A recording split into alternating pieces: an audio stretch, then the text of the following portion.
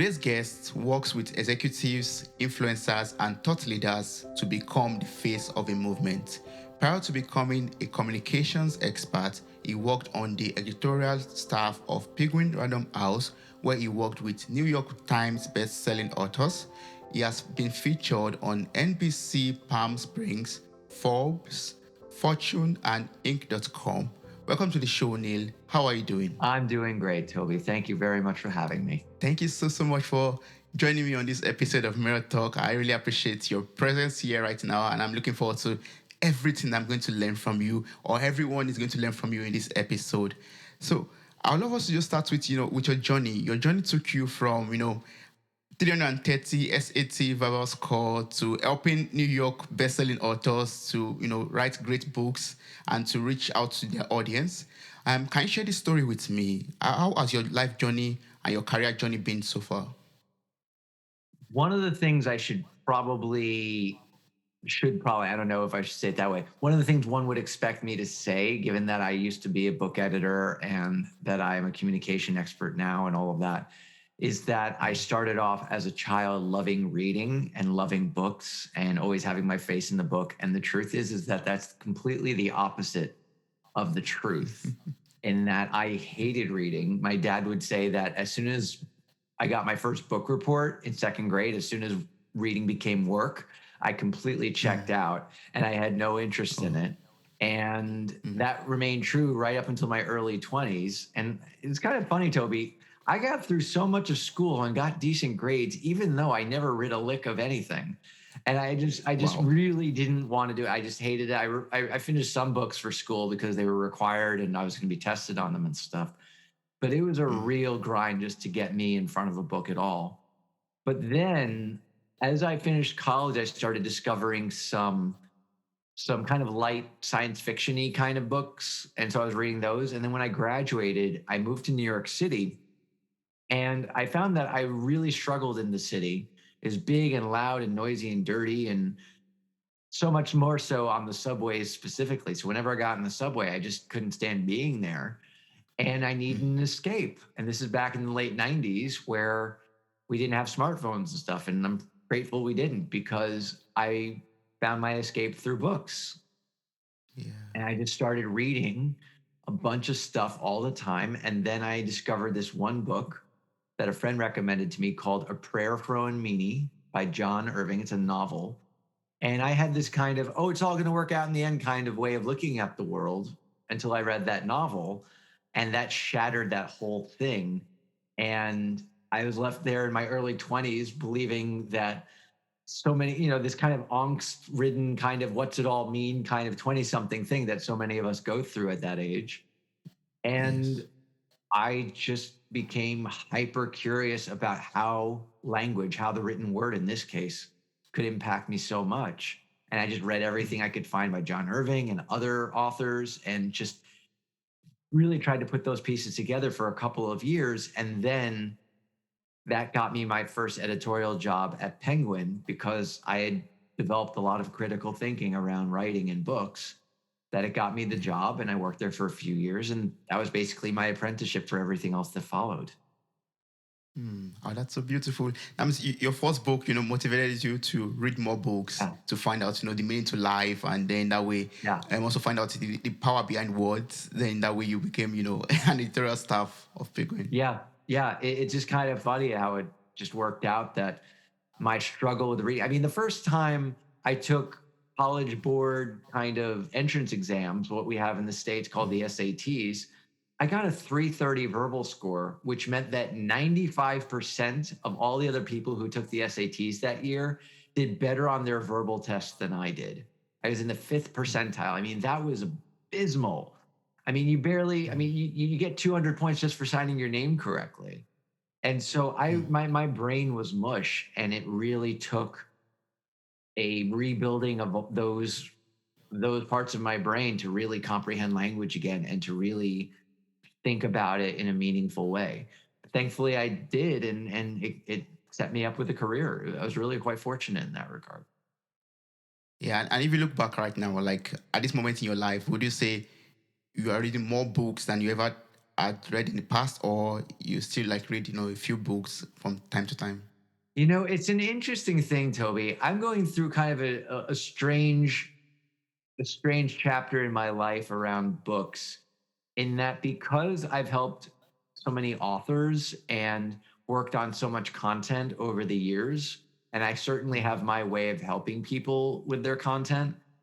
When I read a book that is just not, it's just the author really hasn't done their due diligence to take care of me as a reader, I just don't really have much of an attention span for it.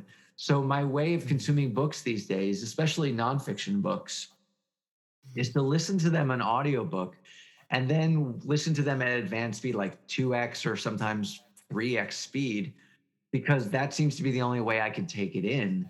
So it's almost become like this occupational hazard of mine that when I read a book, I can't take my editor or book collaborator's hat off just to enjoy the book. It's a lot harder these days. So today, right Yeah. now, this day we're talking, yeah, it's a little complicated, my relationship with reading right now. And yeah, because a lot of it just feels like work, even though I don't want it to. So, Yeah, I so can yeah, imagine. it'll probably shift again later in life, but that's where I'm at right now. Yes, I can imagine you like reading sorry, I can imagine you reading a random book and just saying and editing it like unconsciously, like, oh, that's wrong. Yeah, That's supposed to yeah, be there. yeah, It's yeah. supposed. Yeah, it's like, oh, this could be this. They could have told this story here, and it would have been so impactful, and sort of thing. Yeah, yeah. It's a little tricky that Exactly. way. Yeah. Yeah. And why do you think content is about empowerment and not just about the information that it gives? Right. Right. Well, let's put this in the context of public speaking and speaking at a conference specifically. So let's say it's a 3-day conference on some subject matter that you, as an attendee, really want to learn a lot about. And you've paid hundreds of dollars, if not more, to be at this conference. And over the course of the 3 days, there's going to be like, I don't know, like let's say there's a dozen different speakers you could listen to in keynotes and breakout sessions and all of that, right? Mm. There's an Yes. abundance of information there. There are so many different things to listen to, so many different things to watch and to take in and absorb. If you go about your 45-minute, let's say somebody's giving a 45-minute keynote at that conference you're going to, and they deluge you with like 5 or 7 or 10 different insights or facts or tips or concepts that you now need to digest amidst all of the other things that you're still digesting throughout the conference. Are you going to take in any of it? Or are you going to be overwhelmed by what we can call the show up and throw up? There's just so much stuff being thrown at you in that 45 minutes that the information almost becomes, or not even almost, it basically becomes a burden rather than believing from that same 45 minutes that what the speaker talked about could apply to you, and you could integrate that in some way and make it actionable once you leave the conference and change your life for the better. And so the Yes. difference between providing, when creating our content and providing information and empowering our audience, is really the difference between whether they raise their hand at the end, whether they say, yes, I want to go deeper with this, I want to try this. And so that's what so much of Yes. my work is about, is helping people to create content that doesn't deluge the audience with information, but rather empowers them to believe in a new possibility, because people are empowered not by knowledge, Yeah. not by that which they know is true, but rather that which they Mm. believe is possible. Yes, yes, that's so beautiful, and that relates to what I read on your Yeah. website. I'm going to put the link in the show note of this episode.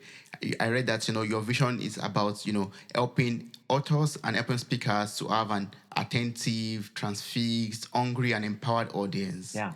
at the end of the day.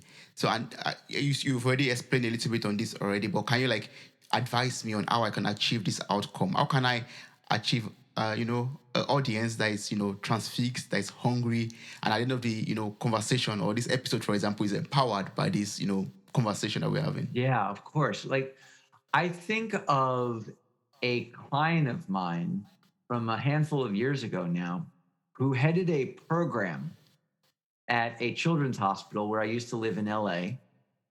And it was a unique program because it gifted books to children staying at the hospital, and it sent volunteers out to read bedside. And there was a special therapeutic library as well for children and families struggling with specific issues around illness and whatnot.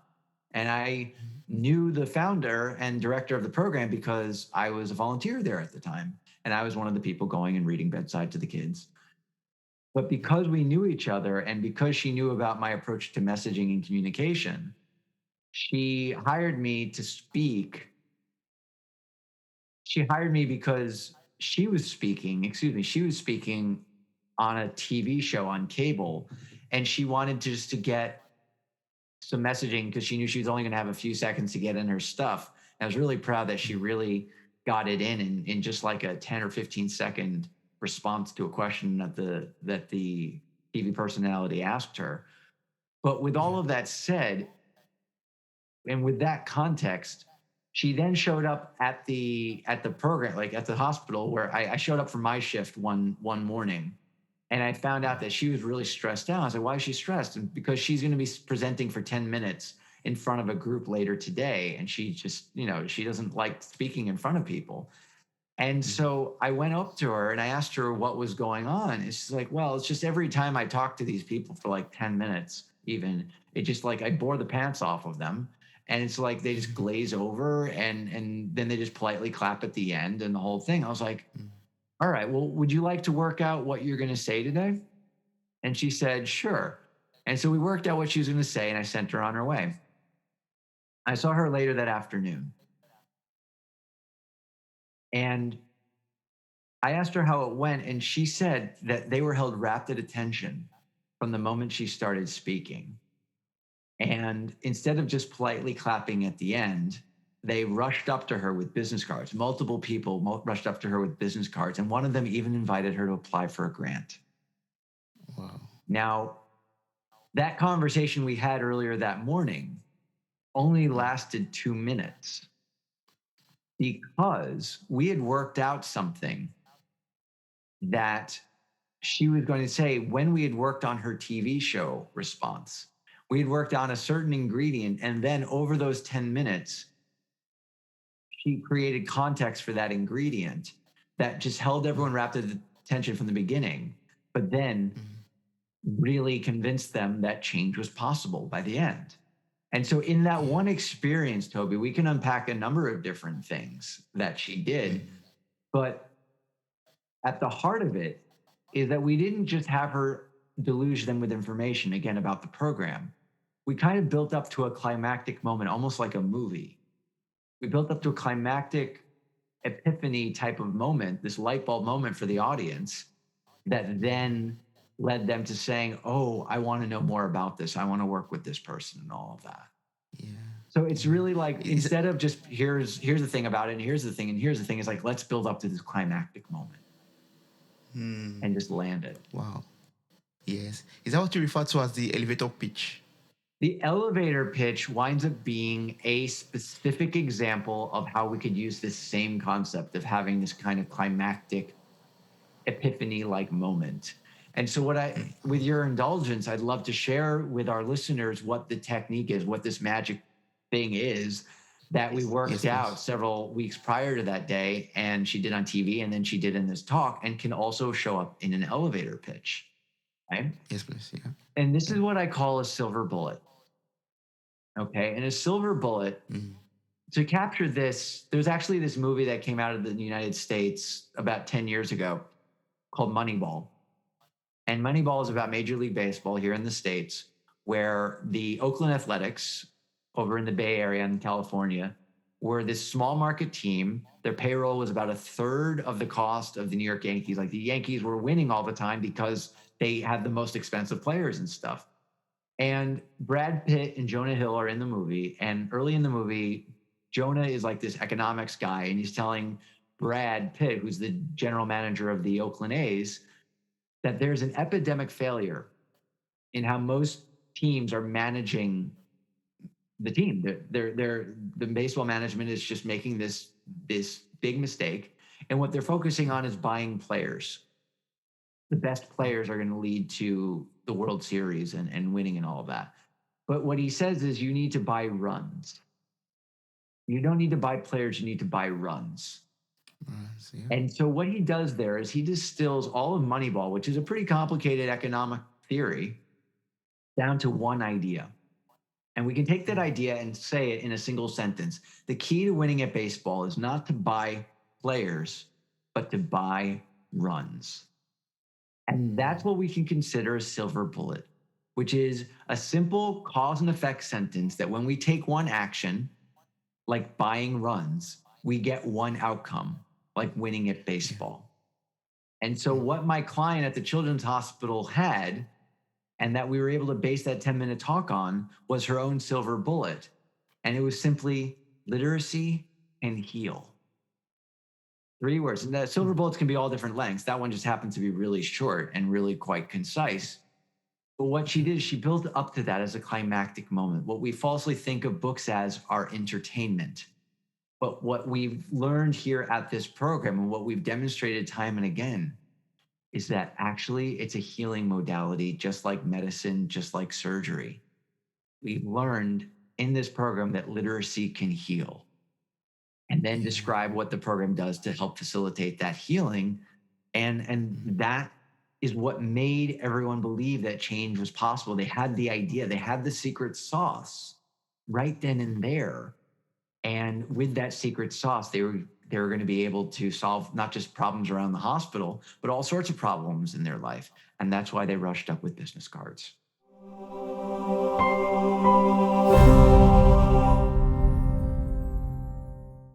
Hi, friend. Are you enjoying this episode? We would love to hear from you. Kindly send us a feedback. Are you following us on Spotify, Apple Podcasts, Google Podcasts, maybe on YouTube and other podcast platforms? Are you following us on Instagram, on Twitter, on Facebook? We would love to connect with you on all platforms.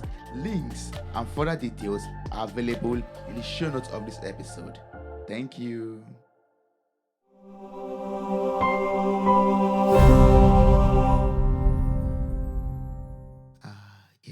Yes.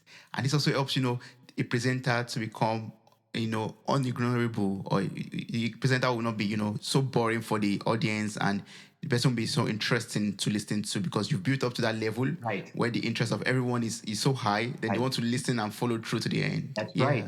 You build up to it. And the listening through to the end is a very important point you just made just there now, Toby, is because when people say, I'm going to teach you 5 things you need to know about business, then you have this kind of moment of friction where it's just like, okay, I'll get through all this. Hopefully one of these things will work for me and all of that. But if you say, like, I was really creating a lot of mystery around this magic formula for our listeners before I actually delivered what she said. And I got people, in theory, I got them to say, oh, what's he going to deliver on that's going to be so great that it led to such an amazing outcome? And there's even probably skepticism or something like that. But there's a question mark. And then there's anticipation. Oh, we'll see what this guy Neil has to say about this secret thing that he's talking about and is building up so much. Yes. But that anticipation keeps people listening, keeps people invested in wanting to know more. And so the larger mistake is to show up and throw up, to provide all this content, to talk about what you're going to talk about and then talk about it and then remind them of what you just talked about, like it's some essay in a high school composition class or something like that. But if you make it more like a movie, you make it more like with a climax, like the silver bullet becomes a climactic moment of discovery and realization. They're not only going to be sitting on the edge of their seats the whole, like, leading up to that moment, but then they'll get chills because the silver bullet is structured in a way that suddenly empowers them in a way they weren't empowered a moment before. And that's why they highlight the silver bullets in the Kindle editions of their ebooks. That's why 46 of the 50 most popular TED Talks have a silver bullet. And that's why we see these silver bullet-like quotes from ancient thinkers like Socrates and Aristotle. Socrates says, all of wisdom begins in wonder. And that's a silver bullet. And Aristotle said, the aim of art is not the outward appearance of things, but rather their inward significance. These are silver bullets that have stood the test of like 2,500 years because this cause and effect sentence is so powerful. Yes. Wow. And so now they're always interested in creating this kind of silver bullet. Is there like a way you could help, a listener out there or people out there who love to, work on this method for their next presentation or for their next book or their next, public speaking? I'm so glad you asked, Toby, in that what we have here, because we've already talked about Moneyball, we also have Yeah. an exercise that I'm happy to share with our listeners that we can call it the Moneyball exercise, quite honestly. In that Jonah said there's an epidemic failure in how these baseball teams are doing everything. And so we can do a fill in the blank where we start with two sentences and then we distill it down to one sentence. And so this two sentence exercise is the epidemic failure in how, and this is the first blank, the epidemic failure in how audience, and then the next blank is tries to achieve a goal, is that they, and then the third blank is false solution. But the real way to achieve that goal or solve that problem is to, and then the final blank is true solution. So I just, it's hard to describe parentheses when it's easier when you read it, but I'll say it Yes. all again in one flow. The epidemic failure in how most audience solves a problem or achieves a goal is that they false solution. But the real way to solve a problem or achieve a goal is to true solution. And so if we use the Moneyball example, the epidemic failure in how most baseball teams try to win is that they buy players. But the real way to win is to buy runs. Okay. Runs. And Yeah. then we can turn that in. There are lots of different formats, like as I was just describing, there are lots of different formats for the silver bullet. But the simplest way to start is in this formula. The key to solving problem is not false solution, but true solution. As in, the key to winning at baseball is not buying players, but buying runs. Runs. So our Yeah. listeners can play around with that formula just to get across the thing that if you want to solve this problem or achieve this goal, don't do it this way. Do it this way instead. And it's not the only way to find a silver bullet, and it's certainly not the only way to write one. But Yeah. I find it's a really nice entry level way to get people started on this path. But I think sometimes people could be a bit confused, I would say, like not knowing what the first solution is and what the right solution is. Sometimes it could be interchanged sometimes. But I think for that one, it's some guidelines also, like to know, okay, I think this is the right solution, but then looking at all of these rules and all of these guidelines, it's probably not the right solution, but the first one. Then, are there like, ways you could help us to know what the right solution is to be? Like, the false solution in your example was buying Yeah. players, and the right one is buying runs. For a novice like me, I might say, oh, the false solution is to buy runs, and the right solution is to buy players. I see. Yeah. Well, a lot of it comes down to a lot of our listeners are likely experts in their field and they've been doing what they've been doing for some time. And so the epidemic failure exercise winds up being particularly useful if there's this kind of like tisk no, that's not how you do it kind of quality in how they see other people, their competitors, other people who do what they do or solve a similar problem in a different way. A lot of Yeah. people will think, oh, I don't agree with that at all, that's just not a good idea, and they understand what they don't approve of. And so it's interesting, Toby, that it really elicits conflict, right? But Yes. it elicits conflict in one's mind in creating this sense of disapproval. And the reason I do that is because there's emotional charge in that disagreement. And really what the idea there is that contrast creates clarity. And so we become Yeah. clearer about our stuff when we think about the solutions of which we least approve. And so that's really just it's not even it's certainly not I'm not saying to anyone to go out and start criticizing other people and trashing other people's stuff. I don't want people to go around creating conflict and stirring things up in that way. unless they really can hold space in a masterful way and really take care of people. Because I really believe effective communication values the recipient over the sender. Right. And so Yeah. I don't want Yeah. people to stir things up explicitly. This is just a brainstorming exercise to be able to stir that up. And so if someone's an expert in their field, they can think about the solutions of which they least approve and use Yeah. that as the jumping off point for that false solution. Solution. Yeah. Oh, that's good. Yes. So how can we, communicate complex ideas in ways that, everyone can understand? Like now, we've been trying to contrast and put things into Sure. order. And then there are people out there that we want to communicate, very complex ideas with. And we want our goal, our goal is for them to understand this complex Right. idea in the best way possible. So are there like ways we could do that to, communicate these ideas to them and make them understand it?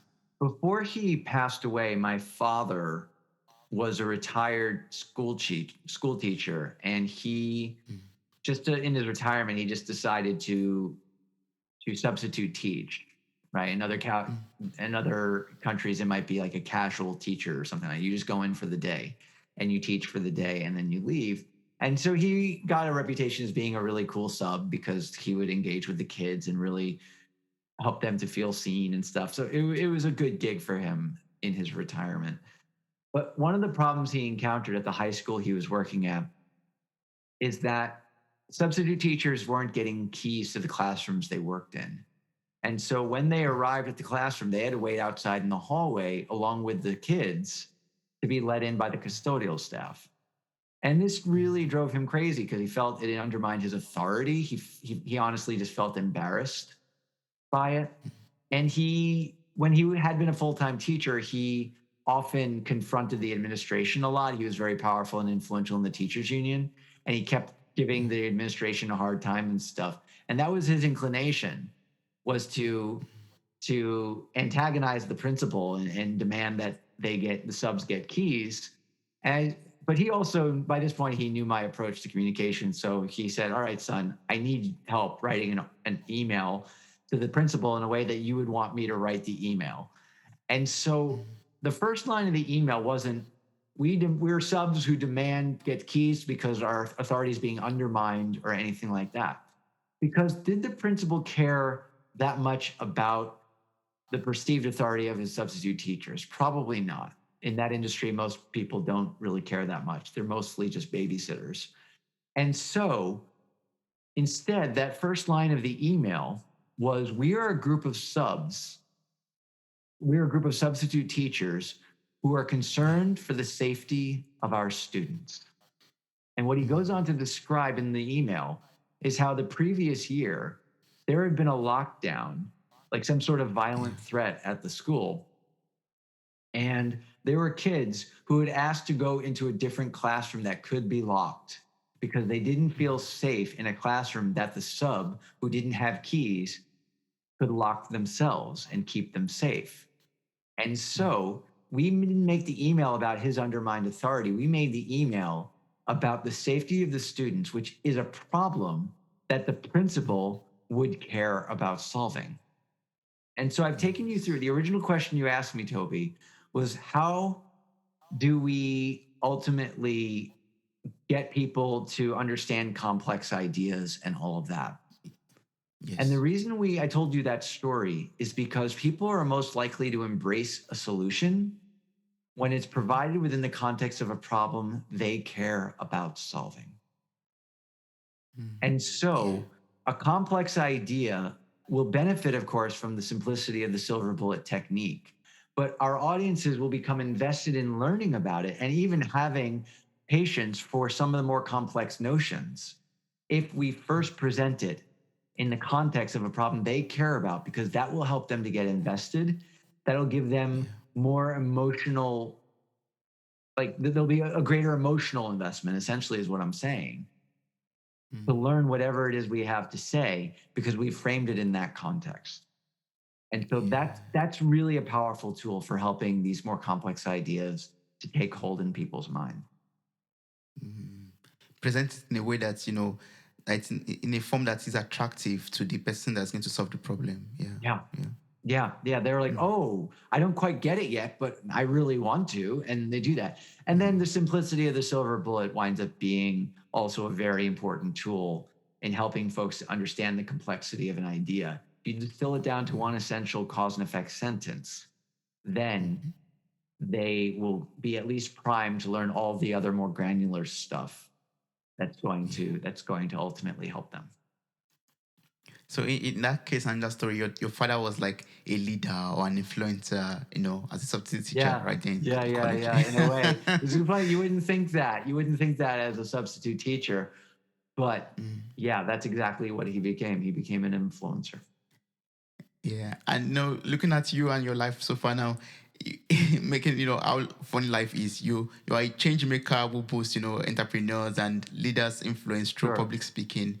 That means your people, like your father in back in those days, to be able to speak publicly and address issues and situations. Pro- yeah, exactly. So can you like share some tips from your own expertise and your experience on how we can boost our influence through public speaking or through tackling world problem, for example? Tackling the word problem. Is that what you said? Yes, yes, or maybe Oh, problems in our community or problems around in the our. world. Got it. Got it. Yes, Yeah. yes. What I'd like to say is that, and we've covered this in so many words, Toby, is that basically movements are driven by the empowerment that others feel in response to it, right? That one of the things that took over the world wound up being a number of years ago was the ice bucket challenge. And the ice bucket challenge was started by a few guys who had the disease that wound up supporting ALS, right, which is commonly known in America as the Lou Gehrig's disease, which is kind of a baseball thing because Lou Gehrig was this famous baseball player who suffered from ALS. And they did the ice bucket challenge. And I don't have the statistics on this, but my guess is that many people who participated in the ice bucket challenge probably didn't even know much about ALS or didn't even know what it was for, but they were just being tagged by friends on social media and they poured water on themselves and then they tagged other people and all of that. And then the whole thing took off and they made many millions of dollars in support of ALS and they've actually made some real headway in tackling that disease. But the reason why I believe that took off as it did is because the the founders of that movement, who weren't necessarily trying to start a movement, but they just inadvertently did with their own ice bucket challenge. What they ultimately did was set everyone else up for doing a thing that was just accessible enough for them to participate in it. A big mistake I see a lot of people doing is that they make it too complicated and difficult as an initial step to get involved and to participate. But it was easy enough for people to pour water on their heads and get a little attention for it and all of that. There are lots of things at play as to why that was such an effective campaign. But there were a lot of things about it that were just so immediately gratifying and accessible for people that they were willing to participate. So if you want people to really get involved and to participate so as to shift things that are happening in the world, as you originally asked me, Toby, then I really Yes. encourage people to be super accessible in the first step, the thing that hooks others in. There will always be time for them to read more, to watch more, to get more involved. But that emotion, being emotionally compelled to get involved more, starts with the things that are most accessible. And what would that be, for example? What are the most? Is it like creating a challenge, like the ALS challenge, or what would you describe as being accessible? I would say that something as simple as asking someone to donate $1 when they're checking out at a store. It's just like just asking the question, you already swiped your card, would you just like to add $1 to this cause? That's good. And whenever I order takeout food from a website like Grubhub, it asked me at one point, would you like just to round up to the next dollar amount so as to contribute to this charitable cause? I'm like, well, sure, of course, and all of that. But digitally, it just becomes a matter of maybe piggybacking onto other existing platforms that make it easier for people to donate a little bit of money or Yeah. if there is just a simple thing that, like a specific thing that you want folks to share, just as a first step. Just watch this 1 minute thing and then share it with one person you feel actually, not just your whole network, but just share it. Think of one person who you think would enjoy this video, and share that with them. And these are specifically Yes. around the digital side of things. But then there are other things as well. It's just a matter of something super easy, like if you, like, one of my clients told the story about how he wanted to support, he wanted to do like a toy drive for Christmas. And one of his faculty members, he's a school principal, and he was talking to one of his faculty members, a young teacher, and he's like, well, the problem is if you give him the task of going to the store and buying a toy and bringing it to the school, then very few people will do it. But if you just do a wish list on Amazon and just say, buy any of these things, they've already inputted their payment because they have an Amazon account. It's super easy. Just go click True. on a thing, purchase Yeah. it, and it's super easy. And then it's like, so what are you guys doing here at the school? Oh, this is what we're doing. Oh, can I help?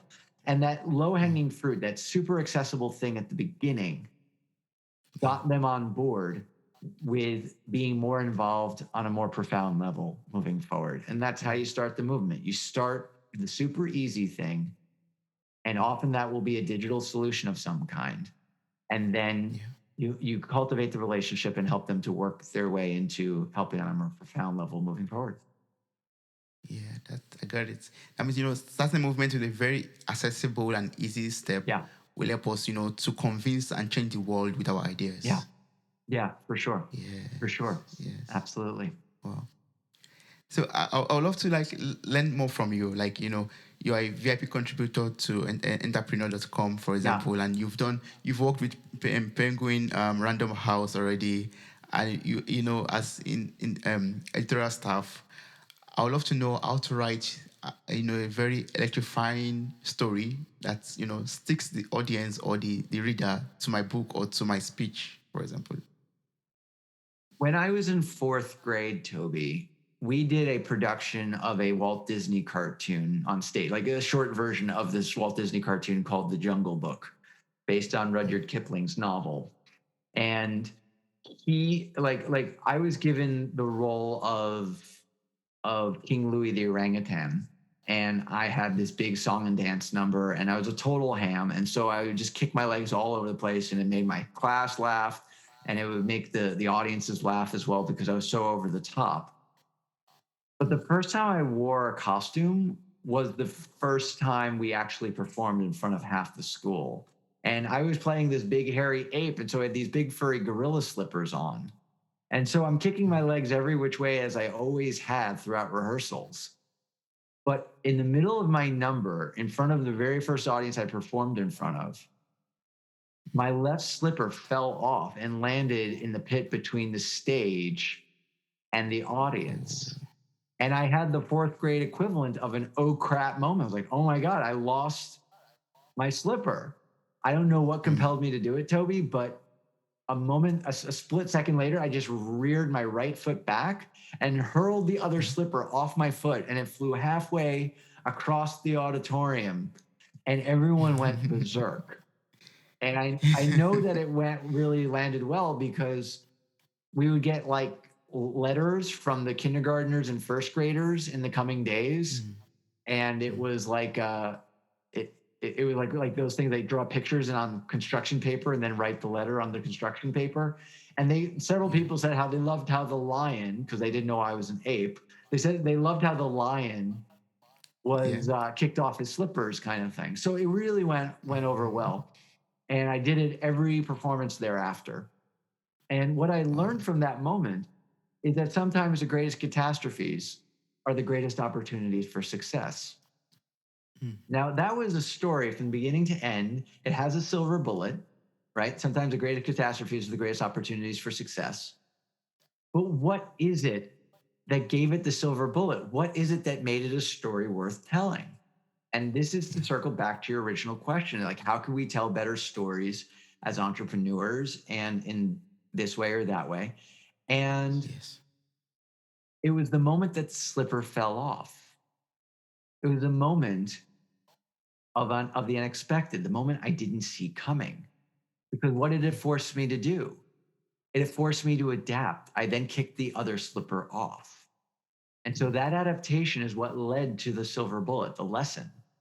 And so Yeah. if we're looking to mine out stories about our life and to really hit our audience with a really powerful story and really draw them into our world, we Yeah. infuse our stories with the unexpected. And that's what gives Mm. it its juice. That's what makes the difference and makes it, instead of just a Wow. meandering narrative that we tell, something that Yes. really sucks people in. Hmm. Wow. So we have to, have the whole combination of, having the silver bullet and having and changing, that unconducive moment in our lives into something beautiful that's, portrays a message to the audience. Yeah. Yeah. Well, if we circle back to my client at the hospital, Mm. I had her start with a story. She usually buried that story halfway through or something. And we started, and we didn't have her say, "Oh, thank you so much for being here" and stuff. Cause that's another tip, by the way, for our listeners, is that for live presentations, most speakers will say, "Oh, it's so nice to be here and thank you so much." And they'll give accolades to the person who just introduced them onto stage or whatever. And that just squanders the tension at the beginning of a talk. But if you harness that tension and you start with a story, you don't visit at all, you just look at your audience for a moment and then just start, you're going to suck them right in. And so she started with a story about a boy the night before. She's like, "I would have liked to have prepared more for this presentation, but last night I was with a family because the young boy was close to death." And tells this whole story about how she brought in a book featuring SpongeBob SquarePants and how when she got into the room, everyone was in this daze. And by the end of the story, everyone had converged on the boy's bed and we're all listening intently to the story. And it was this wonderful shared moment. And he did eventually pass away, but he didn't pass away that night or the next day. He stayed with us for a few more months after that. And that sets up this silver bullet that literacy can heal. There was a healing moment in just simply reading a story to a family who really needed to experience something else in that moment. And so we start her with that story. It draws everyone in on an emotional level. Yeah. And then she provides the big idea further along. And it really winds up being this great way to draw people into your world and also deliver on a really big promise. Like, I'm going to tell you something amazing, and then to actually deliver something amazing. Yes. Wow. These are very awesome tips. And no wonder, you have clients who have appeared on Dr. Oz show or Ellen's show Yeah. and, using these tips to, really deliver your message in a way that it keeps the audience attentive. That's so awesome. That's so great. Yeah. So Appreciate that. So for someone out there who would love to like connect with you, work with you, and also become better to attract or to attract audience and be able to deliver the messages, the ideas properly, what's the best way of doing this? What's the best way of connecting and working with you? You can find me at neilcanhelp.com, neilcanhelp.com. And at the bottom, you'll find a contact page. And there's also a form if you're interested in just having a conversation. You can actually go right to neilcanhelp.com/apply if you just want to go Yeah. right to talking about how this can help with your speaking and your messaging as a whole. Yes. But as a closing remark, do you have anything you love to tell listeners out there that we not cover during this conversation? Is there like some insights or some tips that you love to tell someone out there who wants to go into public speaking but does not know how or is scared or is, still having some doubts? What I will say to everyone, Toby, is that if you're feeling doubt, if you're feeling some uncertainty around your value, I'd like for you to think about who you've helped to create real transformation in their life. What is there before? What was their life like before you helped them? And what is their life like now after you've helped them? And if there is that clear before and after, then you clearly have something of value to share with the world. And frankly, depending on your viewpoint, you might even owe it to others to no longer be silent. But at the end of the day, if you're concerned with having the exact right words and the exact right message, the value of your message isn't based on what you say, but rather what your audience does once you're done saying it. And so if you have something of value that someone can actively implement and participate in their life, then be sure to share it with them. And also know that imperfect words that lead to imperfect action is still leading to action in the end. Wow, that's so beautiful, Neil. Thank you so much for this awesome episode. Thank you for everything you shared with me. I learned a lot, and I hope every listener out there also learned a lot from this. Thank you so Well, it was much. such a delight, Toby. I so appreciated your questions. Wow, you made it to the very end of this episode. Thank you so much for listening. I'm grateful for your time, your love, and your contributions. Subscribe, like, review, and share this podcast. God bless you. Bye.